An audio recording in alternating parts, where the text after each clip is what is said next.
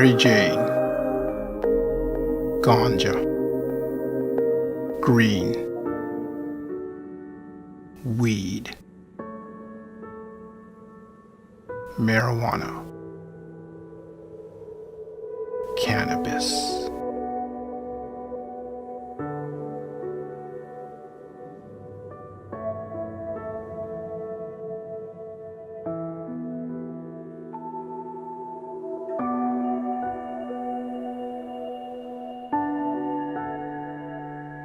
A tall plant with a stiff, upright stem, divided segregated leaves, and glandular hairs. It is used to produce hemp fibers and a psychotropic drug.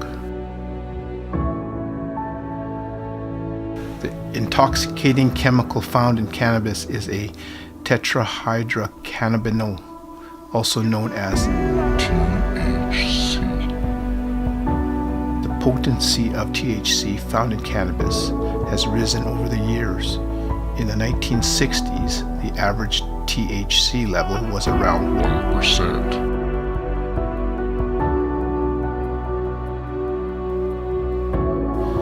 Today's average is around 13%. Cannabis is usually consumed by smoking the dried plant. However, there are many other ways to consume cannabis, such as vaporizing, making it into edibles, or concentrated drops. In 2013, between 128 and 232 million people used cannabis. In 2016, 51% of Americans admit to using cannabis. This makes the most commonly used illegal drug both in the world and the United States. It's a difference in philosophy, I guess, about drugs that can cause harm, and alcohol and tobacco are two similar examples. Why did we make them legal and criminalize something that doesn't appear to have the same amount of damage associated with it, marijuana? What we need to do, I guess, is educate people, put some limits on it, ensure that we regulate it so that people know what they're getting and it's safe in the doses that it's recommended, and that we have some ability to deal with those who get into trouble on it, but not in jails, in appropriate settings of counseling and more positive approaches. Dr. David Swan, leader of the Alberta Liberal Party. I'm here in Calgary Mountain View, where I represent 42,000 people. I'm an MLA. I used to be in medical practice. Primarily now, I'm also solving people's problems, just as I was in medical practice. They come in with housing difficulties, difficulty accessing health services, workers' compensation may not be working for them. They may have a disability and are not getting the supports they need. They also may be simply wanting to change a law and talk to me about changing a law such as the marijuana law and add their voices to that. Or they may oppose the change to legal status for marijuana. So people come in when they want to influence my decision in the legislature around different laws or bills that come forward. My name is Matthew Hill. I'm a research scientist at the Hotchkiss Brain Institute, an associate professor in the Cummings School of Medicine, and my lab studies the role of the endocannabinoid system, which is the brain's own version of cannabis, let's say, in how it regulates stress and anxiety. Well, I've not used it, but I've been reading about it and talking to people about it ever since I was in school. So 40 years I've been hearing and thinking and reading and trying to understand the whole drug issues and how we deal with the safety issues as well as the economic issues and the age-related vulnerabilities there. So I've been very interested in, as a medical practitioner, wanting to make sure that we do this right, and also being very unhappy with the war on drugs and the illegalization, the criminalization of drug use, especially marijuana, and creating all this underground and black market and crime, and creating many young people with long-standing records because of this. When it's like most things, it has some good and some dangerous parts to it, and we have to find the way to deal with this, not through the criminal justice system, but through appropriate public policy. The brain has its own version of a neurochemical system, as does the whole body actually, that is similar to cannabis. And so the brain produces molecules that bind to receptors that are kind of mimic the effects of THC. So this is kind of like the way that endorphins, most people are familiar with endorphins, which are viewed as the endogenous morphine. And if you undergo something painful, you have an endorphin release, and your body kind of releases this substance that's like morphine. So when someone takes heroin or morphine or an opiate, it acts on receptors that endorphins normally act on. And so very similar to that with cannabis, when someone consumes cannabis, THC acts on these receptors that are there normally for what we call endocannabinoids, which are the body's own version of THC. So the normative function of the system is to regulate a lot of processes, not surprisingly, like feeding, stress sensitivity, pain sensitivity. And so when someone consumes cannabis and the brain is kind of flooded by THC and it activates all these cannabinoid receptors, a lot of what it's doing is it's inducing, so with respect to something like feeding, the cannabinoid system endogenously is very important for regulating feeding, and there's been a lot of work to show that if someone fasts or an animal fasts for 24 hours, that these feeding circuits in the brain produce endocannabinoids as a means to try and reinstate feeding behavior, to eat high caloric foods to replenish energy stores that were lost during a fast. And so in that situation, when someone consumes cannabis and THC binds to these receptors in the feeding center, in some ways it's almost as if THC is tricking the brain into thinking that someone hasn't eaten in a long time, which is one of the theories as to what the kind of the munchies are, is this default response of the brain to think that it hasn't eaten in a long time, so you should stimulate consumption of high caloric, palatable foods. Similarly with anxiety, we know that endocannabinoids are released in the brain in response to stress as part of a means to help calm the brain back down to a normative state after stress has ended. And similarly, the majority of people who consume cannabis have a kind of relaxation response, at least some exhibit paranoia, but the majority of people exhibit this kind of anxiety reduction and relaxation, which is also viewed as kind of activating cannabinoid receptors in these parts of the brain that regulate stress and almost tricking the brain into thinking that you're in kind of a stress recovery phase and calming down.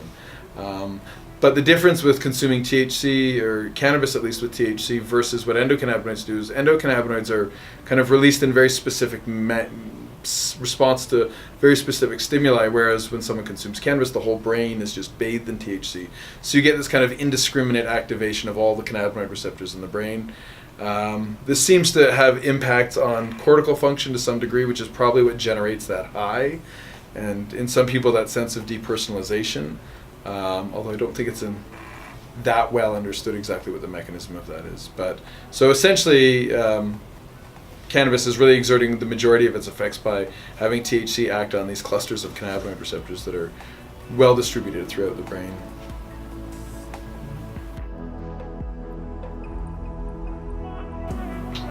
So would you say you're pro legalization? Very much so, yeah.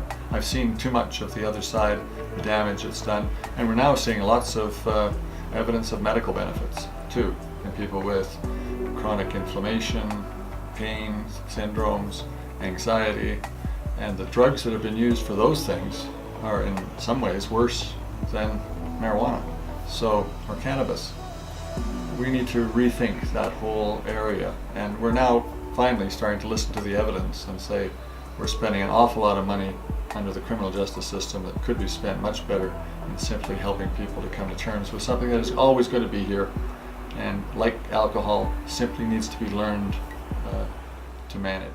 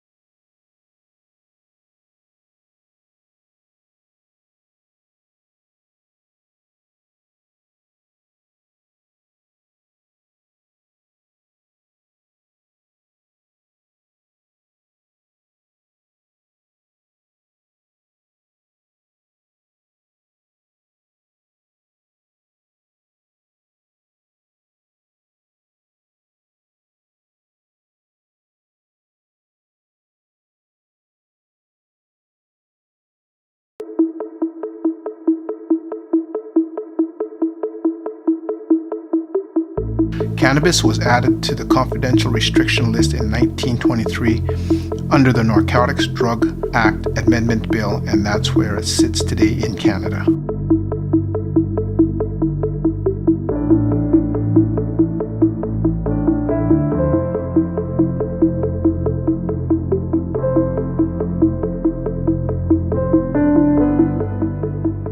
There's certainly some controversy over the history of why cannabis is illegal.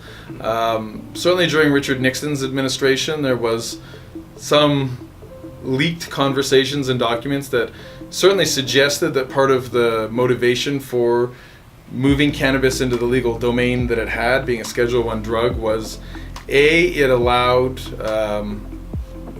the legal breakup of rallies against the Vietnam War, because you couldn't violate the free speech in the United States Constitution, so you couldn't technically break up a rally against the Vietnam War, which was giving Nixon really bad press by violating free speech. But these rallies were often attended by a lot of hippies who smoked a lot of pot, which gave them a legal grounds to go in and break up these rallies and arrest a lot of the hippies and kind of reduce the media attention that had been focused on the negative aspects of the Vietnam War. There also seems to be a lot of, say, racist undertones that were related to the early legal status that they attributed to cannabis in the 60s and 70s, because of the way that at that point in time it was much more commonly used by the African American community. So I'd say the history of cannabis legal status is not based on evidence from anything that I've ever seen, but based on policy decisions for the most part. Would you say you're kind of pro-cannabis in the recreational use as well? I'd say I'm agnostic with it for the most part. I think for many reasons, legalization of cannabis with strict regulation is not a bad thing. And I think the Center for Addiction and Mental Health in Toronto put out kind of a framework for how legalization should occur about 2.5 years ago. And I think there was a very logical argument they made, which had to do with the impact on the legal system and resources being used for arresting and incarcerating individuals for cannabis charges, which really didn't make a lot of sense, given that the harm associated with cannabis is likely a lot less than the harm associated with alcohol, which is another legal drug, and the addiction potential of cannabis is no greater than any other legal substance. And so it seems almost contradictory for someone who uses cannabis to have their life destroyed from having legal charges that prevent them from getting jobs or traveling to certain countries or doing things for a drug that is generally viewed as at least as innocuous as those that are legally available.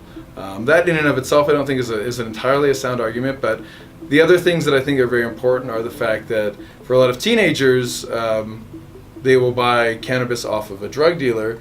Now those drug dealers, it can have the ability to introduce them to a slew of other much more dangerous drugs like cocaine and speed and meth. And if cannabis is moved to the legal domain and administered and regulated the same way alcohol is, those drug dealers don't have the same kind of into teenagers that they would, because of the fact that kids aren't usually actively going out looking for heroin or cocaine or meth. They're looking for cannabis, and if that is found in a different means, it kind of cuts off the criminal flow in that regard.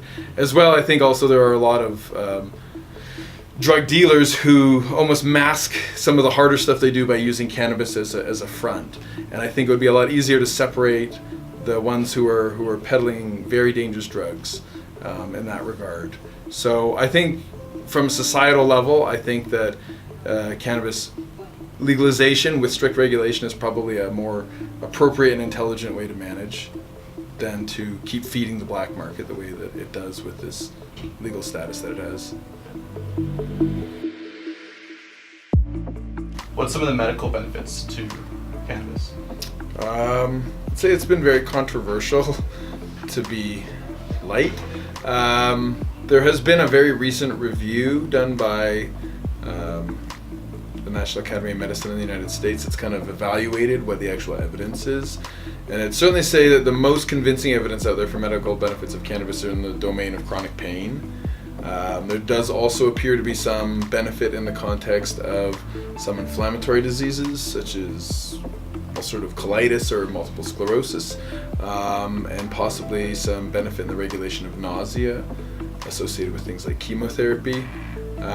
There's less evidence, although certainly a high degree of anecdotal evidence, that things like sleep disorders, insomnia, and some anxiety disorders, such as post-traumatic stress disorder, could have some benefit from cannabis or cannabinoids. Do you believe there are any benefits to using medical cannabis over any other prescription drugs? I think it depends. I think it depends on the situation. So the two I would probably highlight in that context would be chronic pain.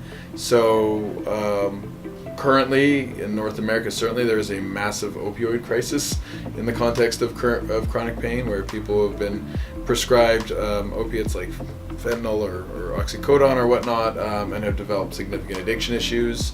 And in addition, then there's a huge overdose problem associated with that.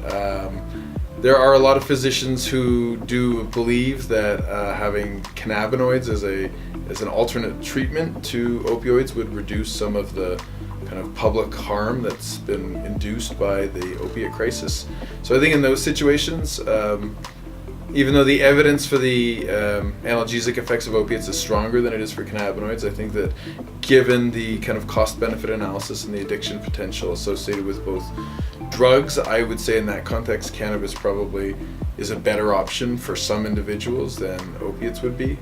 And then the other condition, I think, would be respect to something like post-traumatic stress disorder, a lot of which is more anecdotal, I'd say, than clinically evidence-based. But a lot of the individuals who have used cannabis to help regulate their symptoms of PTSD report that it's far more effective for things like reducing nightmares and improving sleep quality and reducing symptoms of hyperarousal than a lot of the other drugs that they're administered. And a lot of them, if they don't tend to self-medicate with cannabis, a lot of individuals afflicted with PTSD self-medicate with alcohol. And the evidence certainly seems to indicate that using excess amounts of alcohol worsens the disease prognosis a lot. So again, I could see from that perspective that there is some benefit for PTSD. Which was about 25 years ago. It wasn't available as medical treatment. So fortunately, we've been researching it, seeing how it works, finding benefits to it, and recognizing more and more the risks and limits, especially in younger brains. So we're finding the balance between what's helpful and what's harmful. Well, with medical marijuana, there's a tremendous opportunity to reduce the number of pain relievers that people are getting for various conditions. Anti-inflammatories, antidepressants in some cases, anti-anxiety drugs that are being used. And some of these have pretty significant risks associated with them. So if we can reduce those or eliminate them and understand the risk-benefit ratio of marijuana, in some cases we can find a better balance for people.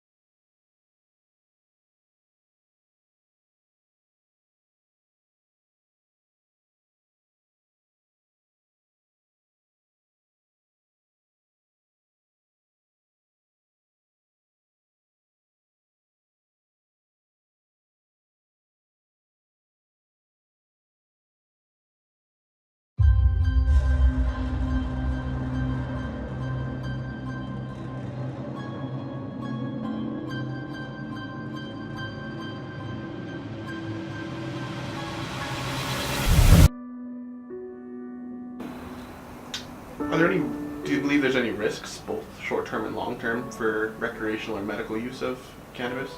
I think there are, and everyone responds to drugs differently. These are mind-altering chemicals, and I guess every individual has to be treated very specially and individually. And I hope people, when they start to use marijuana recreationally, will recognize the good things and the bad things that they're experiencing, and recognize where they could be at risk. For example, it impairs judgment, ability to organize, it impairs the ability to focus, it impairs the ability to learn in some amounts. What the balance is, I guess, to some extent individual.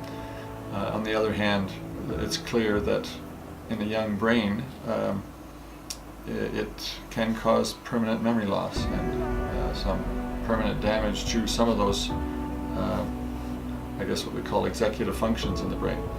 So finding that balance between where it is helpful and where it is harmful is critically important, and whether you're going to have it as a medical supplement or as a recreational use, people have to be careful with it, like every other drug. Compared to other drugs and other opiates, you're saying, how harmful is cannabis to your body? I think this has been a hard thing for the kind of medical community to fully assess. So there have been kind of relationships with some negative aspects of cannabis use that have come up time and time again. So there is some evidence that certainly in the acute intoxicated state there is memory impairments and cognitive deficits that sometimes appear to be associated with cannabis use. There's a lot of controversy over whether these are kind of long-lasting. I would say the evidence is not very strong to suggest that there's kind of a permanent cognitive deficit associated with cannabis use. There's certainly individuals who are prone for mental illnesses, especially things like schizophrenia. Cannabis can seem to accelerate disease onset and trigger an episode, and excess use in schizophrenic seems to be associated with a worse long-term prognosis. There is a subset of individuals, as there is with almost all drugs, that seem to be very prone to developing dependence with cannabis, especially under excessive use. And so any kind of drug dependency like that can have a lot of negative effects on one's life. Keeping it out of the hands of youth, I think, is important because it's so it satisfies a number of pretty basic needs that people have, and maybe easily become addictive, and it may become a gateway drug to other things if people are not dealing with their own personal issues, anxiety, depression, loneliness, conflicts within their family, trauma, impacts of psychological, sexual trauma. People can use it for that, but if they don't deal with the issue themselves through counseling, they may be on it for life for the wrong reasons.